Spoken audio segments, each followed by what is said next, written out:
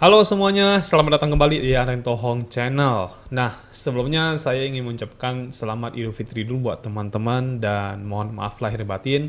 Dan juga mohon maaf saya telat untuk menyampaikan ini, tapi paling tidak itu adalah niat dari saya teman-teman. Oke, teman-teman saya lagi mau bahas tentang market hari ini. Per hari ini hari ini tanggal berapa ya? Oh, tanggal 10 Mei tahun 2022 teman-teman ya.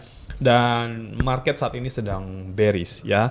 Saya saat ini sedang melihat sebuah chart yaitu chart dari Bitcoin dan di sini saya bisa tahu bahwasanya paling rendah Bitcoin per mungkin sebulan ini kali ya atau mungkin hari ini atau kemarin itu sampai ke angka 29.730 dolar satu Bitcoin. Ini luar biasa bearish ya. Dan untuk teman-teman yang mungkin sudah membeli koin kripto dan sebagainya, mungkin saat ini sedang galau, sedang panik dan lain-lainnya ya. Nah, sebenarnya kalau teman-teman tahu, market bearish itu merupakan sebuah opportunity teman-teman atau sebuah kesempatan buat kita untuk mendapatkan profit yang lebih banyak ya. Makanya kalau kita bicara tentang market bearish itu adalah market yang sangat-sangat disukai oleh orang-orang yang berpengaruh ya. Nanti saya akan sampaikan di bagian belakang. Dan saya ingin menyampaikan ada 4 sebenarnya poin ya. Kenapa market bearish itu bisa menjadi sebuah kesempatan buat kita untuk mendapatkan profit lebih banyak ya. Jadi kita lupakan soal panik dan sebagainya ya. Kita fokus pada bagian opportunity dari market bearish ya. Yang pertama adalah karena market itu naik dan turun teman-teman ya. Jadi kalau kita bicara tentang market itu kan akan naik turun mengikuti dari transaksi yang terjadi. Jadi kalau lagi banyak yang melakukan penjualan, maka market akan turun. Kalau banyak yang melakukan pembelian, maka market akan naik. Dan ketika orang membeli atau menjual, pasti ada isu teman-teman. Ya, ada isu atau ada kondisi tertentu yang menyebabkan orang melakukan itu. Ya, saya bercontoh misalkan ketika kita bicara mau sell sebuah koin ya, ini saya bicara bukan ke trading ya, tapi mungkin saya bicara lebih banyak ke investasi atau holding ya. Nah, untuk orang-orang yang bermain di investing atau holding, pada saat mereka mau jual sebuah koin kripto, biasanya pertama alasannya adalah memang karena sudah profit ya, sudah mencapai profit yang sudah mereka inginkan ya. Jadi di situ mereka lepas atau mereka jual. Atau yang kedua adalah mereka mendengar isu ya bahwasanya mungkin kebijakan dari instansi pemerintahan contohnya The Fed yang akan naikin suku bunga dan sebagainya. Jadi mereka akan merasa bahwasanya oke, sekarang saatnya saya untuk jual, kan untungnya saya itu bisa saya simpan ke dalam bank karena suku bunga akan naik ya. Jadi hal-hal seperti itulah yang memicu seorang investor atau hodl untuk melepas koin kripto yang mereka punya. Atau juga mereka mendengar isu yang lain, contohnya kayak negara tertentu mulai memblokir tentang cryptocurrency, lalu bla bla bla dan sebagainya ya.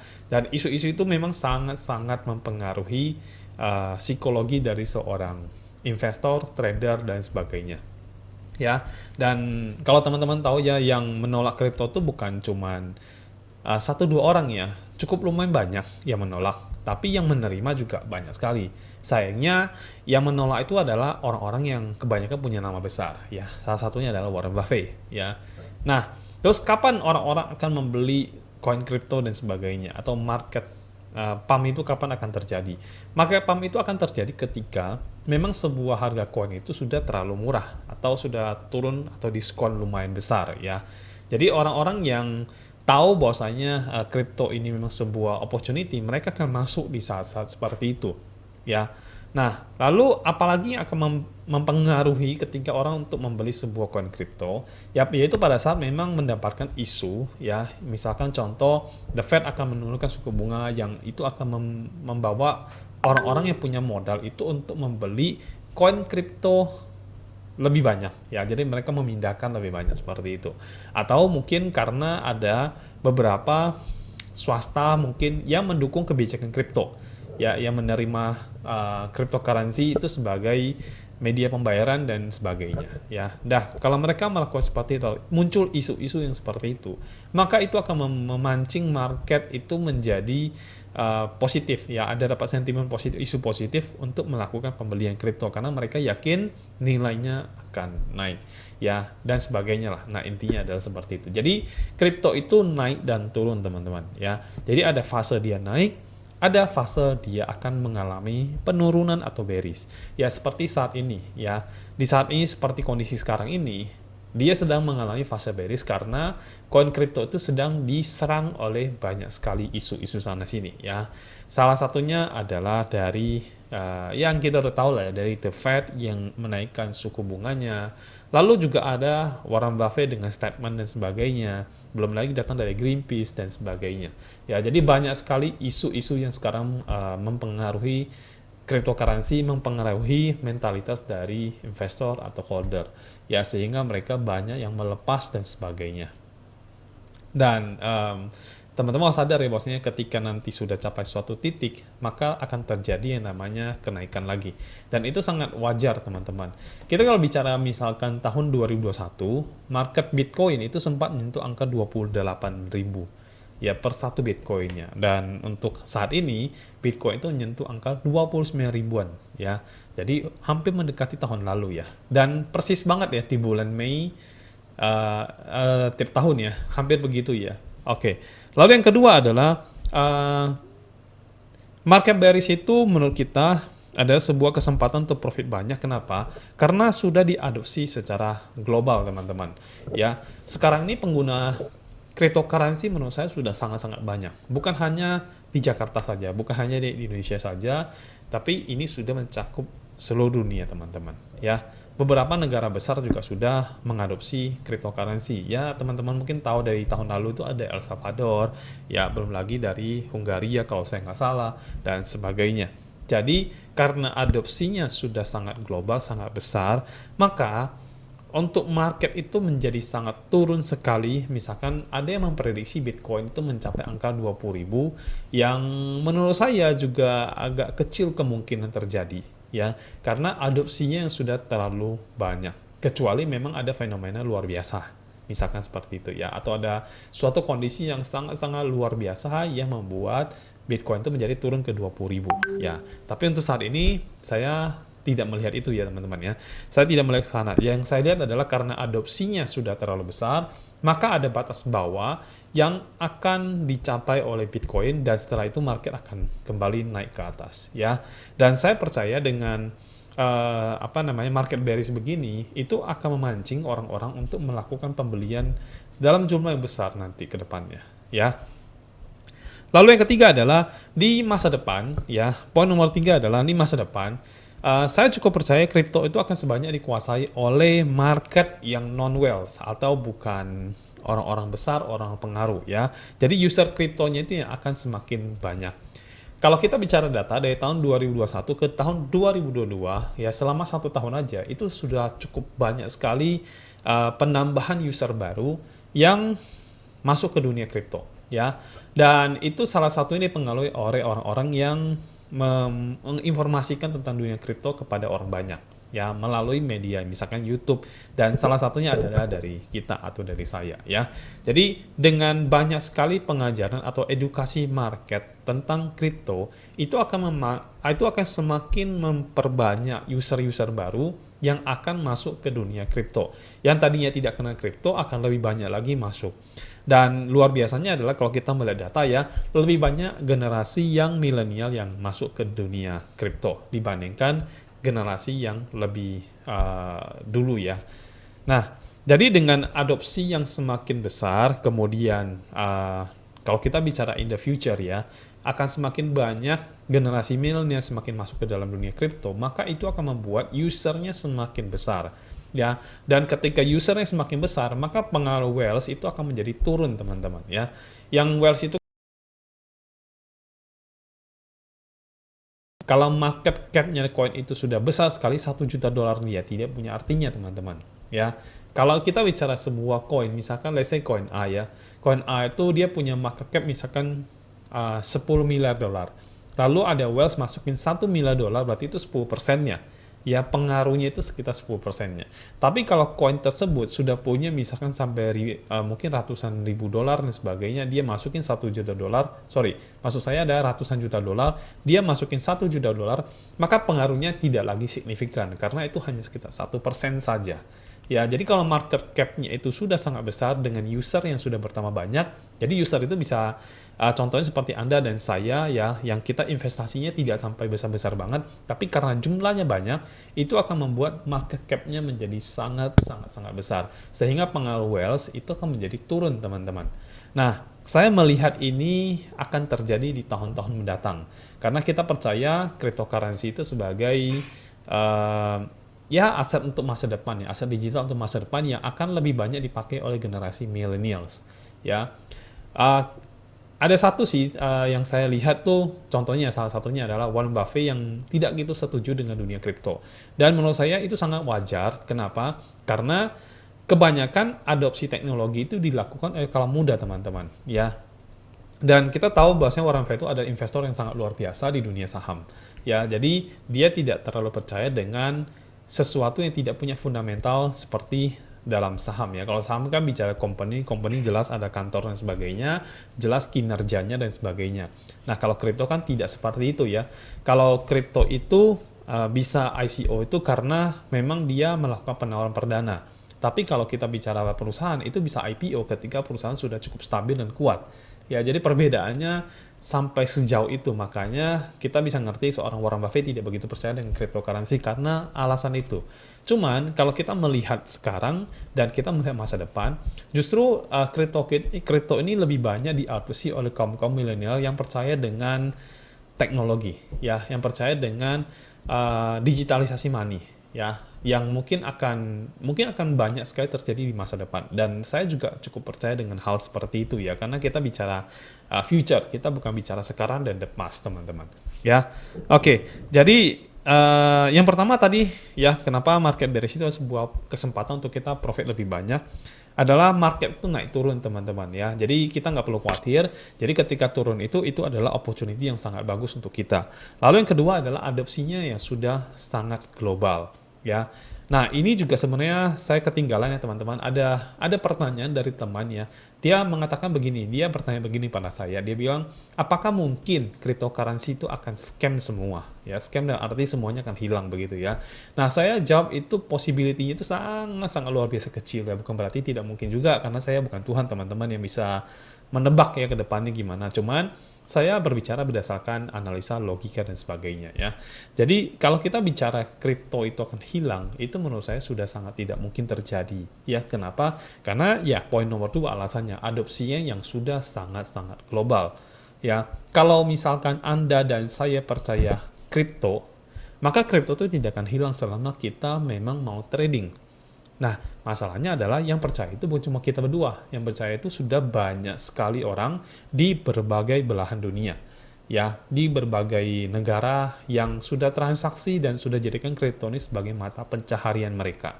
Ya, jadi karena adopsi yang sudah sangat global, tidak mungkin lagi terjadi yang namanya scam model seperti itu. Ya, lalu kita percaya nomor 3 ya, di masa depan user akan semakin bertambah, terutama dari generasi milenial. Ya, kenapa? Karena generasi ini adalah generasi yang melek dengan teknologi, teman-teman. Jadi, ketika kripto itu sudah semakin dikuasain, artinya bukan wealth ya. Nah, itu akan membuat harga kripto itu akan semakin naik dan akan punya titik terendah yang tidak bisa ditembus lagi oleh kripto kecuali ada kejadian luar biasa, kecuali itu ya. Tapi kalau tidak ada kejadian luar biasa, maka saya percaya itu akan ada support yang sangat kuat dari harga kripto yang akan terjadi di masa depan ya. Dan untuk wealth sendiri itu yes masih sekarang berpengaruh, tapi kalau kita bicara in the future, mungkin saya pengaruh wealth menjadi sangat rendah atau berkurang lah, paling tidak begitu ya. Lalu yang keempat adalah kenapa market bearish itu ada sebuah kesempatan kita untuk mendapatkan profit lebih banyak ya, karena bearish itu sangat ditunggu oleh beberapa orang berpengaruh ya. Saya sebut ini sebagai wealth lah ya. Jadi wealth itu akan masuk ketika kondisi bearish tertentu yang mereka sudah targetkan ya.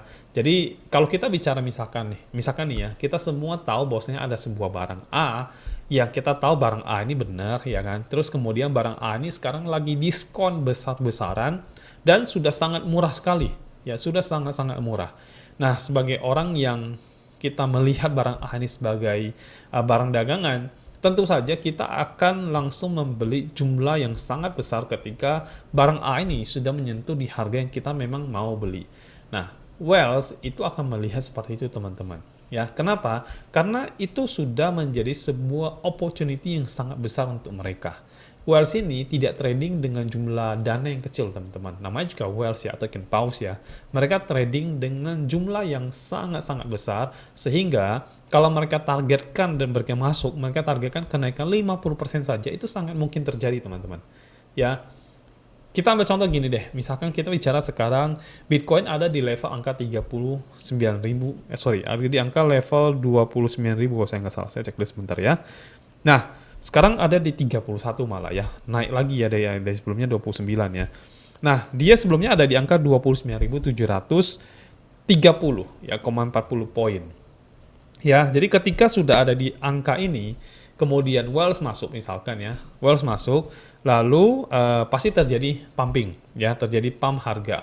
Ya, seperti sekarang ini kan sudah ada sedikit koreksi yang saya lihat dari 29.730 sekarang sudah naik ke 31.235. Jadi sudah ada kenaikan, sudah ada pumping. Ini mungkin saya bisa tampilkan nanti di tampilan sebelah sini ya, nanti teman-teman bisa lihat ya. Nah, dengan dia pump seperti itu teman-teman, maka kita bisa berasumsi bahwasanya kalau misalkan Wells itu masuk di angka 25.000, dia sudah mendapatkan profit sekitar, kalau satu koin ya, kita bicara itu sudah mau bedanya udah sekitar 1.000-an lebih, mau 2.000 teman-teman. Luar biasa ya. Jadi ketika Wells itu masuk, mereka sudah punya target yang akan mereka dapatkan. Ya, dan kalau kita bicara sekitar 50%, mungkin 100% juga masih memungkinkan ya. Tapi kalau kita bicara Bitcoin mungkin agak susah untuk mencapai angka itu. Tapi kalau kita bilang mungkin sekitar 10%, ya mungkin masih sangat mungkin terjadi. Ya. So, jadi kalau misalkan market bearish terjadi, teman-teman, kita nggak harus panik. Kenapa? Karena memang itu adalah sebuah apa ya? Kondisi memang market sedang seperti itu dan itu dipengaruhi oleh isu-isu. Ya, untuk saat ini isulah yang mempengaruhi kenapa bisa terjadi dump yang begitu parah. Ya, dan ini ada satu lagi yang saya mau kasih lihat, mungkin nanti bisa tampil di layar ya teman-teman ya. Jadi ini adalah psychology trading teman-teman. Psychology trading untuk trader, untuk investor, untuk holder dan sebagainya ya. Dan di psychology trading ini teman-teman harus lihat bahwasanya segala sesuatu itu misalkan kita mulai kemudian naik, itu pasti kita akan optimis, kita akan excitement, thrill, kemudian euforia ya, kita akan senang, wah harga naik nih, kita akan dapat cuan dan sebagainya ya. Lalu kemudian harga berbalik turun, di situ kita akan mengalami ketakutan, depresi, panik ya, dan kita akan melakukan kapitulasi dan sebagainya. Nah, pada saat market seperti sekarang ini bearish, kita sedang ada di fase yang mungkin depresi, panik atau capitulation ya, atau mungkin juga yang paling bawah yaitu despondensi ya. Dan kalau teman-teman lihat di bagian tulisan paling bawah yang ada warna birunya, itu ditulisnya adalah market took opportunity. Jadi justru pada saat market itu atau orang-orang itu sedang depresi, panik, melakukan kapitulasi dan sebagainya, disitulah opportunity datang teman-teman. Ya. Dan ketika kita lihat ini sebagai opportunity, maka kita masuk, dan kalau ada Wells yang masuk, di situ kita akan melihat ada sebuah harapan atau hope ya. Lalu relief dan sampai ke optimis. Dan kita akan mengulangi lagi yang sebelumnya. Ya, jadi prosesnya adalah seperti ini tentang psikologi dari trading. Ya, dimana ketika market drop, banyak sekali orang-orang ketakutan, banyak sekali orang-orang yang merasa bahwasanya dia akan nyangkut parah, dia akan bla bla bla bla bla. Sebenarnya nggak terlalu bermasalah dengan market bearish. Karena market bearish ini ketika kita ngerti untuk trading di spot market, kita hanya akan masuk ketika harga itu sudah mencapai harga yang sangat murah. Lalu ketika kita sudah beli di harga yang murah dan dia turun lagi, maka tidak jadi persoalan teman-teman. Ya, kecuali gini, memang kita sudah siapin dana cadangan. Jadi kita bisa beli lagi di bagian bawah. It's okay, itu very good ya. Tapi kalau seandainya Anda tidak punya dana cadangan, tapi Anda sudah membeli di harga yang sudah cukup murah, maka menurut saya itu tidak perlu worry lagi, ya. Maksudnya murah bagaimana, Pak? Ya, let's say misalkan kalau kita bicara Bitcoin, Anda sudah beli dari 40.000 ke bawah, maka sebenarnya itu sudah tidak perlu ditakutkan lagi, teman-teman. Karena Bitcoin harga 40.000 ke bawah itu termasuk harga yang cukup rendah untuk sebuah Bitcoin, ya. Dan karena dia turun ke 29, sekarang naik lagi ke 31.000. Nah, itu membuktikan bahwasanya ketika memang market turun terlalu bawah, maka Wells akan masuk di area itu. Dan ketika dia masuk, market akan pumping lagi. So, don't worry dengan dana yang sudah Anda investasikan, atau Anda holding, atau Anda trading di dalam kripto, dengan Anda trade dengan koin-koin yang benar, yang besar, maka Anda tidak perlu worry dengan pergerakan marketnya. Ya, memang sih kalau kita bicara secara psikologi, biasanya market merah, market turun itu akan mengganggu psikologi Anda. Tapi Anda harus menggunakan psikologi yang benar, ya, atau logik yang benar ketika Anda trading. Ya, ketika Anda trading, Anda harus tahu bahwasanya market yang sudah Anda beli itu adalah market, Anda harus pastikan marketnya sudah harga yang murah, sehingga kalaupun dia turun lagi itu tidak terlalu jadi persoalan untuk teman-teman. Ya, kecuali Anda belinya di harga pucuk atau harga atas. Yes, itu menjadi sebuah persoalan. Dan better cut loss deh kalau sudah ada di harga yang tinggi itu, ya, karena susah untuk mencapai ke harga situ lagi. Ya, oke, teman-teman, mungkin itu video dari saya. Jadi teman-teman harus ngerti ya bahwasanya market bearish itu bukan berarti teman-teman harus melakukan cut loss dan sebagainya. Tidak, justru itu adalah sebuah opportunity buat teman-teman untuk masuk lagi. Kalau sebelum-sebelumnya teman-teman sudah melakukan pembelian di harga yang tinggi, maka ini adalah sebuah kesempatan yang sangat bagus buat teman-teman masuk harga yang sekarang untuk membuat harga yang teman-teman sebelumnya beli di harga tinggi, teman-teman buy di harga rendahnya, teman-teman bisa ambil harga average-nya nanti, ya. Dan menurut saya ini sangat oke banget untuk teman-teman menyelesaikan floating yang sudah teman-teman alami. Nah, untuk teman-teman yang sudah membeli koin di harga murah, kemudian sudah kehabisan dana dan sebagainya, maka don't worry dengan market yang seperti ini. Anda hanya perlu melakukan waiting. Karena apa? Karena dipastikan marketnya akan bullish, teman-teman. Berapa lama kita tidak tahu, tergantung dari market, tergantung dari Wells yang masuk, dan mungkin tergantung dari isu yang nanti akan beredar ke depannya. Ya, kita tunggu aja, mudah-mudahan kondisi bearish tidak lama, bisa cepat rebound, sehingga kita semua bisa profit, teman-teman. Dan thank you untuk watching video ini, teman-teman. Nanti kita akan ketemu lagi di video berikutnya. Sampai jumpa.